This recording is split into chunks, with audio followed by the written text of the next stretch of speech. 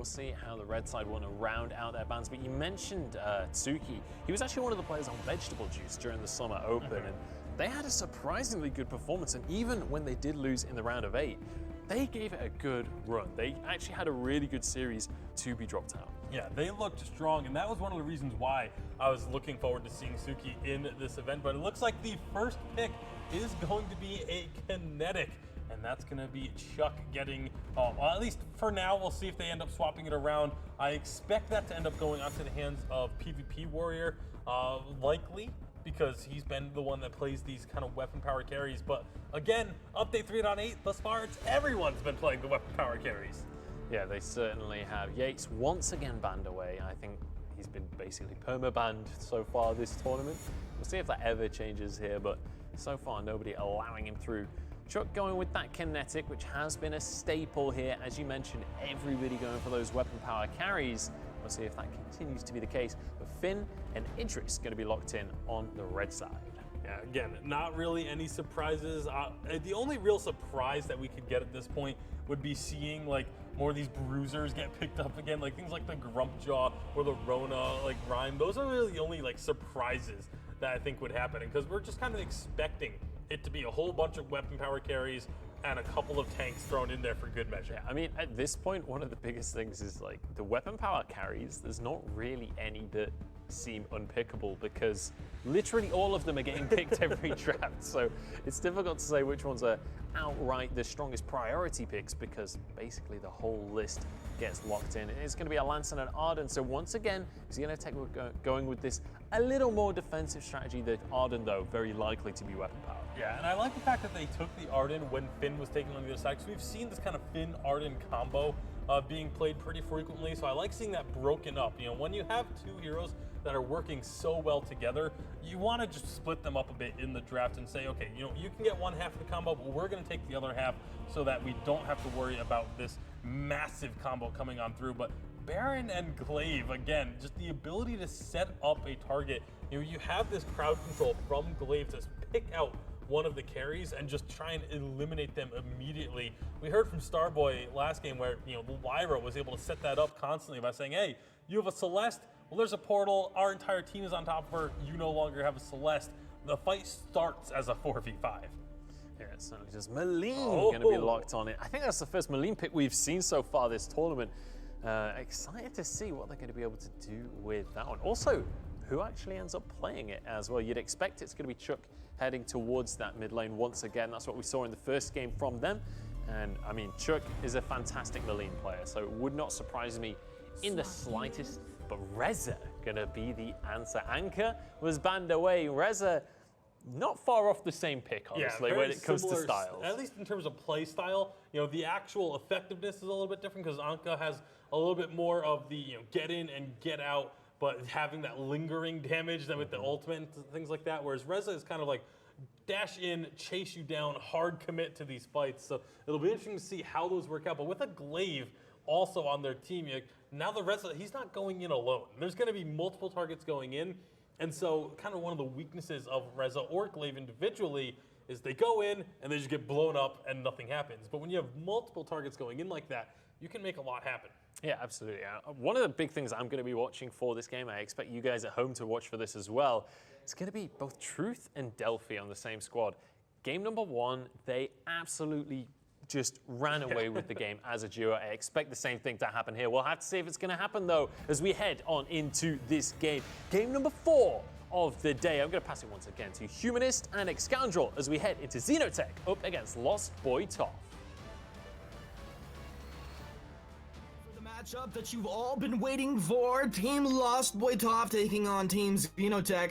My name's El Humanisto, and I'm joined by the one and only Excoundrel. Excoundrel! This guy's switching things up just a little bit, but things also still stay the same. Yeah. Is that correct? Humanist, do you want to enlighten that phrase a little bit more for me? No, I throw it to you so you can give it back to me.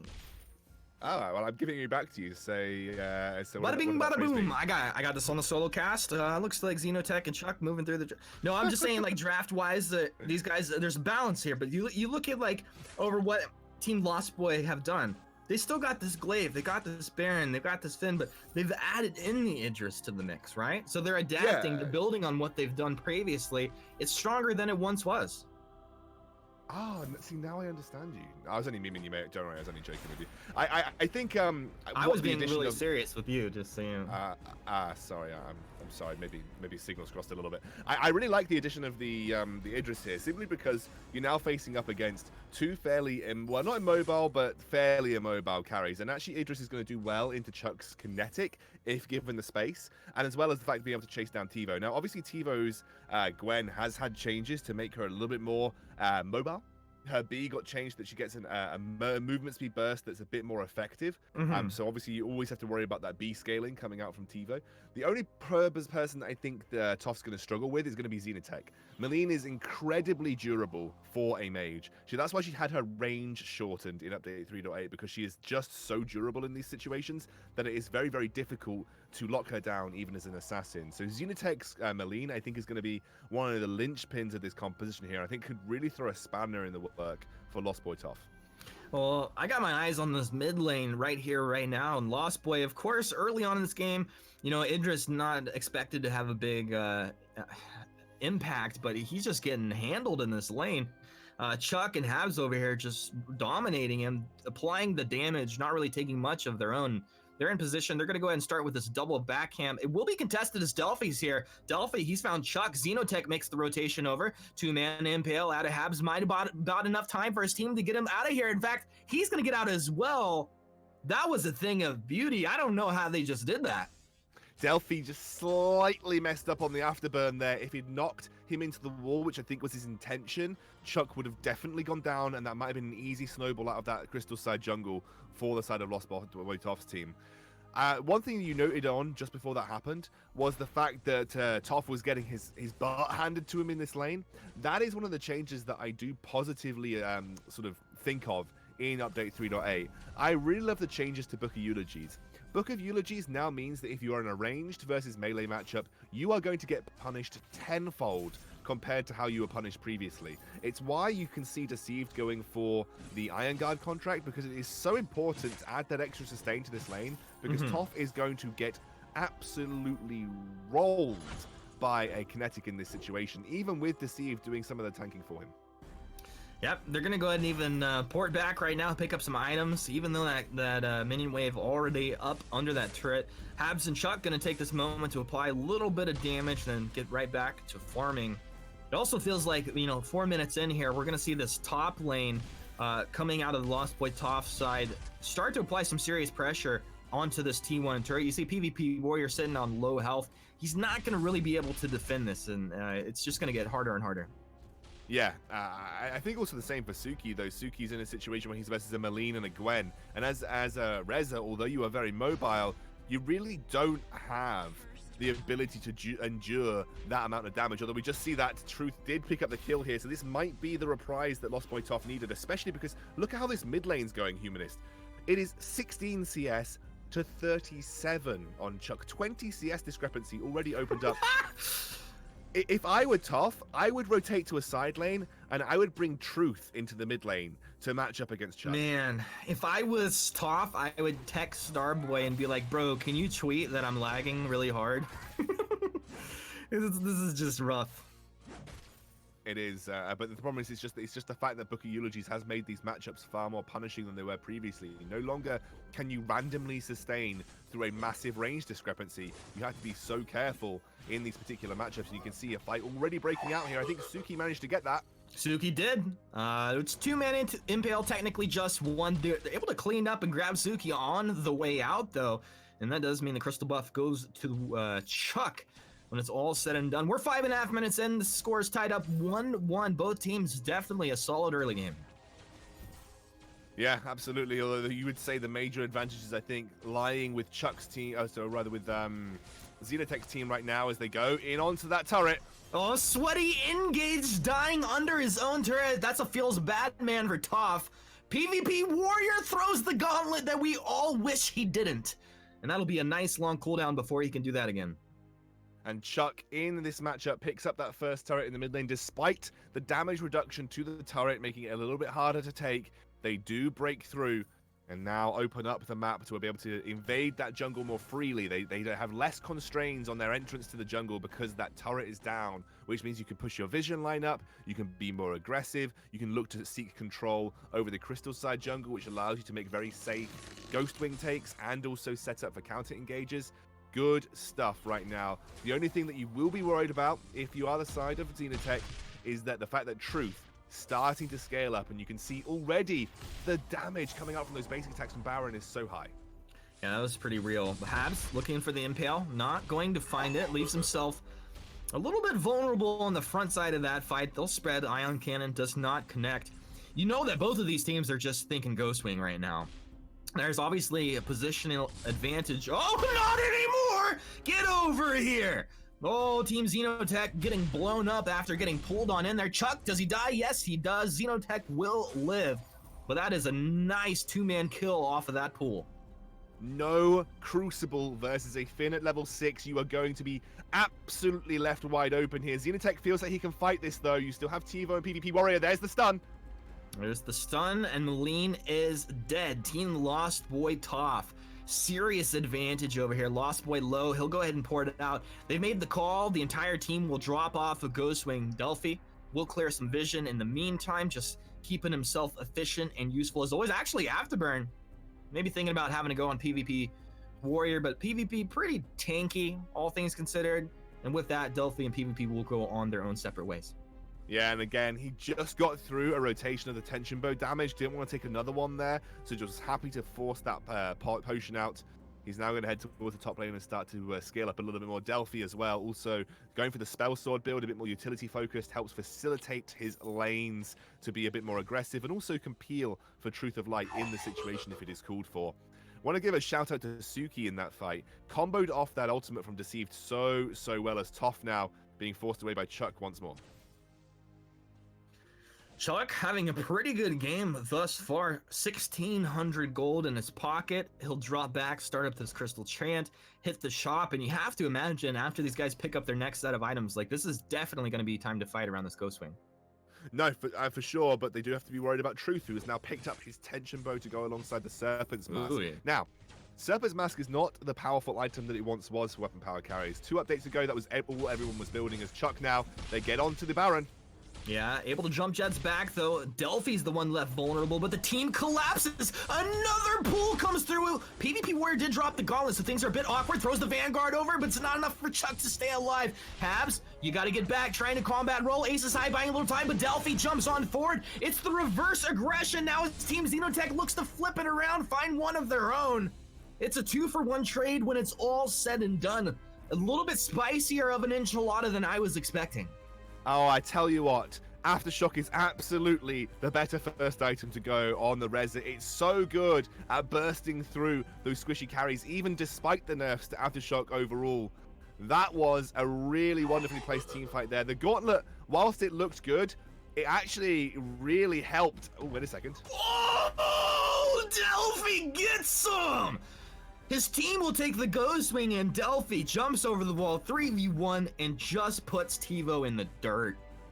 I mean, I think all he was doing was creating space to try and stop the steal coming through, especially from Gwen's A, which has been leveled first by TiVo, so the damage is actually going to be pretty good right now. So all he was doing was trying to create space to allow that Ghostwing to be absolutely guaranteed. You often do that in these sort of objective fights to make sure that a steal is not on the cards. But Xeno very, very close, almost managed to pick up Ghostwing just at the back there.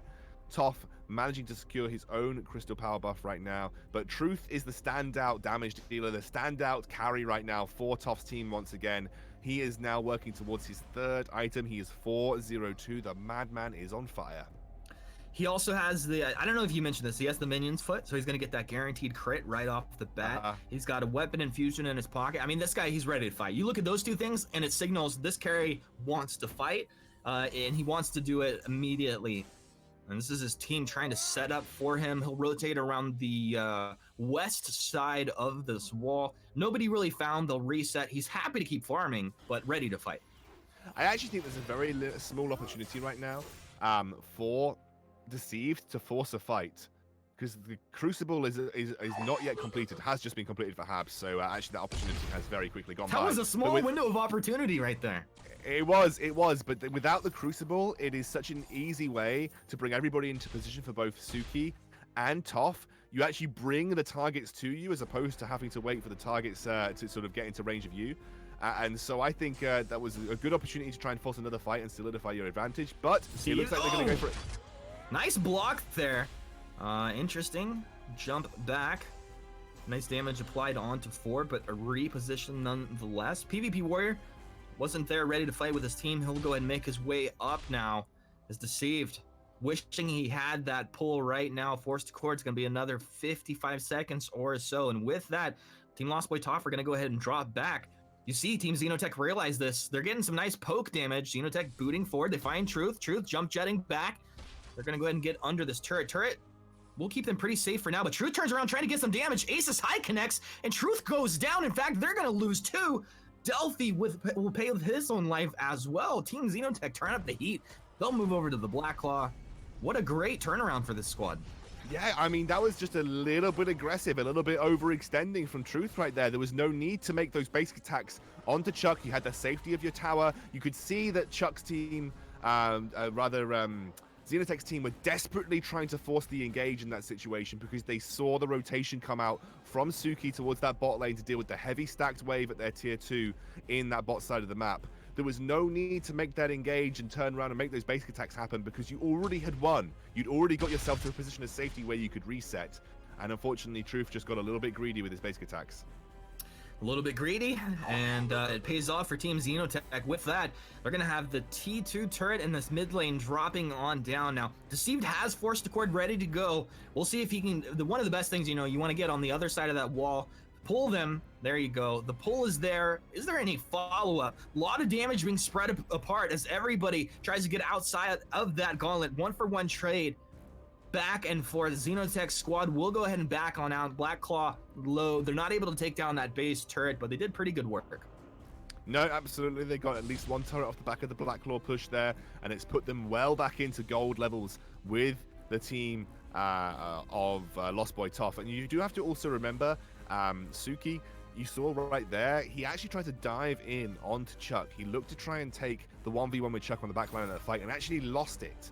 Chuck is in a really strong position right now in this kinetic, and kinetic scales really well. He's working towards that tornado trigger. That's only going to provide an extra element for him to kite Suki away on this Reza, and Suki's still searching for his second tier 3 item. Looking like he's going towards, I would guess, a Shatterglass for the strict burst potential.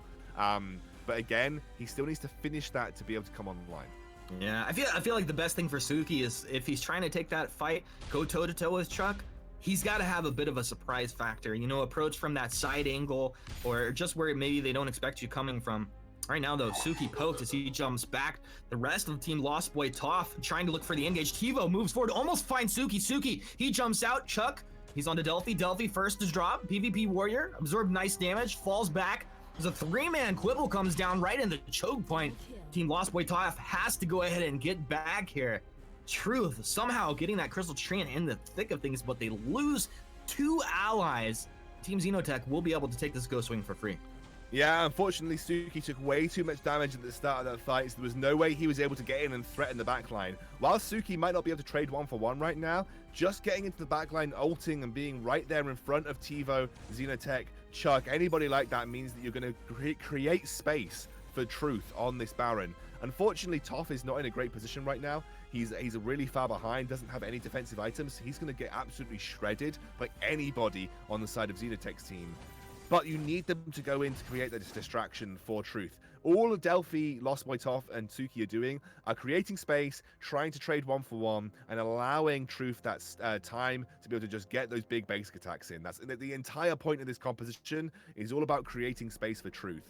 And unfortunately, none of those assassin carries are big enough right now to actually be able to force Chuck, TiVo, or Xeno out easily enough.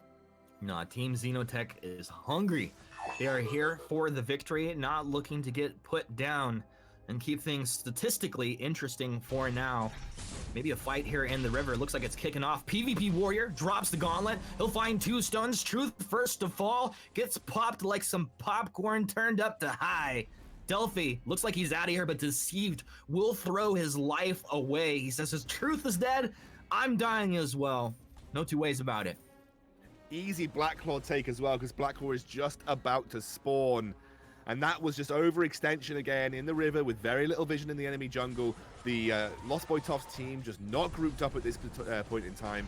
And another really brilliant engage. What I did like was the fact that they forced the Crucible out very early on with an Impale coming out from Habs. And then after the jump from Truth came through, PvP had an excellent gauntlet that locked the Baron in. That is the perfect way to play into a Baron. You just need to force him to use his jump, and then you lock him in with the gauntlet if there is no reflex block or Crucible available. And it was done perfectly there.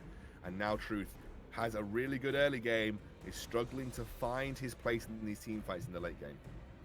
Team Lost Boy looking to regroup in their base. Delphi was able to push one turret down in the bottom lane, teleports back, picks up an infusion. This is level 11 infusion. His team will go to work on the Black Claw. We'll see if XenoTek wants to hang around. Oh, you'll hang around if you get pulled on in. Habs drops incredibly low, but will stay alive. And PvP Warrior's not here. Didn't notice that one. Now I do. PvP hanging out, making sure that scout cam down in the Black Claw pit stays healthy and alive. And Team Lost Boy, though, hungry, smelling the 5 versus 4. They're looking for Habs. Habs staying alive for quite some time. Well, the rest of Team XenoTek on the top almost finds Truth. They turned around 3v1, almost found the kill. They're stuck. They're kiting back so incredibly well. Suddenly, as one falls, so does two. Now Chuck, the greatest of all time, looks like we go down. But the AFK play coming on through means that Chuck will stay alive. It's all calculated. I mean, these guys are so good. It doesn't matter if their teammates are here or not. Still able to make it work. I'll tell you what, though, Humanist, that scout cam survived. PvP did his job. Oh, that he scout did it cam so in the Black good. Claw pit, it is still going strong. MVP award right there for PvP Warrior. He's just the best scout cam guardian out there. MVP scout cam, I think more like. I mean, if you're gonna throw your life away, it's the scout cam who is the most valuable. Truth! Caught and blown up! Chuck knows how to play this hero. Coupled up with TiVo, that's the 1-2 combo that they were looking for. A Ghost Wing is taken right about the time TiVo makes his way down there. TiVo, he's trying to go 3v1. He gets put down. Probably some miscommunication, expecting Chuck to be on his heels, but that was not the case. Yeah, Chuck was fully stacked in that engage there. Truth thought that he was probably going to have more burst than he did. He hasn't finished his 2 critical strike items right now. I think got it a little bit unlucky with that crit damage.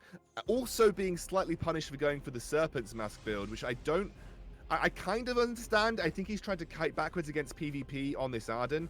But honestly, the Sword Blade, I just think he provides you with much more dueling capabilities versus Chuck and TiVo, that I think it was the more correct choice in this scenario. But Truth just overestimating his damage output there. He kind of tickled Chuck, and Chuck just with a fully stacked heroic perk traded back so heavily. Impossible to deal that kind of damage as a Baron in a sustained format. Well, you know, you have the opportunity to tickle Chuck, you're gonna take it, right? I mean, who wouldn't? What a nice guy. Chuck pulled over the wall. It's some style points over here in the mid lane. Delphi finds the knockback, and suddenly Team LostBoyToph turn it up to 100. That was an 1100 damage crit coming out as well. And about 20 minutes into this one, they're gonna find their 3rd kill and take the turret. What? These guys just went to another level. I tell you what, PvP, he saw the scout cam sign in the air. Like the bat signal, it was the scout cam signal. He has returned to the battlefield. This could be the hero that XenoTek's team needs right now, because it's finally put them on a level playing field. We all needed a hero, like Scoundrel, and now I feel whole as PvP Warrior, just blood for blooding these lane minions down. He's back, ready to make the plays. Gauntlet available. Will they move in and make some sort of hero play, pull the trigger on this, or this a Black Claw take for free? Don't give it to him, XenoTek. Make that play. Twitch chat wants you to fight, and it's not going to be the contest. This is going to be a back foot defense. This better not be a disappointing loss. You can see Truth is doubled down on the lucky strikes there. They actually got nerfed in 3.8, so actually they're not as effective as you might think here. The critical strike chance on the lucky strikes, I believe, got slightly nerfed in 3.8. So he's gotta do what you gotta do. Gotta do what you gotta do, dude. And hopefully the lucky strike is enough for Truth to start hitting some crits on those squishy backliners. Forced accord blocked off. Nice job over here by Team XenoTek. But they have lost their base turret. Blackclaw still pretty healthy, about 75% total health remaining. And you see, this is Team LostBoyToph looking for an opening. They don't find it. Someone makes that call. Yo, dip back. It's Ghost Wing time, baby. Ghost Wing has spawned again, but it is a true 5v5. They're debating. Ooh, it's the brush bait. Shh, they're in the brush. Oh, but the drop down, Milene reveals that they're there. XenoTek, not one to be fooled, but the gauntlet has come down. This could be the fight to end them all. Delphi, he's onto the backside. He's found Tivo. Habs trying to run. Habs is down, looking for more. Will they find it? They sure will. They take 3. They lose nothing. Team LostBoyToph. Those deceptive little Decepticons making some crazy plays at the end. That was a thing of beauty. Looks like they're going straight for the end here. LostBoyToph and Suki looking for the 2-0, and not only killing the dreams of XenoTek's team, but unfortunately killing the dreams of Starboy's team as well, as we have two 2-0 teams in this game. 2-for-1 punch, a scoundrel. Look, dude, I'm not going to be disingenuous. I'm not going to give you some spiel about compositions. PvP's scout cam dedication unfortunately cost them the game. But it happens, you know. Every player is responsible for their own scout cams. You must secure your scout cam before you come into a competition like this, and make sure that no one else in your family is using the scout cam or disconnects you from the scout cam. It is important.